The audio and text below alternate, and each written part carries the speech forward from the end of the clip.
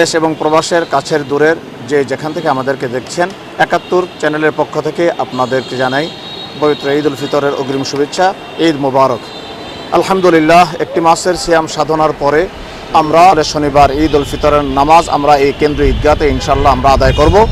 সকাল 8:30টায় এই কেন্দ্রীয় ঈদগাহতে ঈদের প্রথম জামাত অনুষ্ঠিত হবে।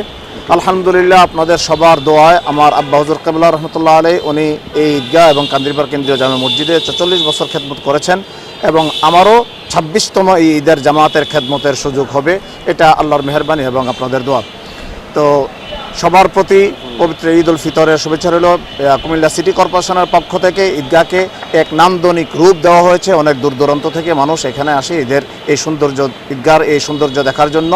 এবং সিটি কর্পোরেশন, পুলিশ প্রশাসন, জেলা প্রশাসন সবাই মিলে আম পাবলিক সহ জনসাধারণের সম্মিলিত প্রচেষ্টা এবং বিশেষ করে মিডিয়ার ভাইদের অক্লান্ত পরিশ্রম এবং তাদের আন্তরিকতা, সবার সম্মিলিত প্রচেষ্টার মাধ্যমে একটি আনন্দ ঘন একটি ঈদের জামাত এখানে অনুষ্ঠিত হয়, যেখানে ২৫ থেকে ৩০ হাজার প্রায় মুসল্লি এখানে সমবেত হয়। আমরা সবাই সবার জন্য দোয়া করব, একে অপরের জন্য সহযোগিতার হাত বাড়িয়ে গরিব দুঃখী ধনী গরিব সবাই একাকার হয়ে ঈদের আনন্দ আমরা ভাগাভাগি করে নেব। আল্লাহ রাব্বুল আলামিন সবাইকে সুস্থ রাখুন, সুন্দর রাখুন, শান্তিময় রাখুন। আসসালামু আলাইকুম রহমতুল্লাহ।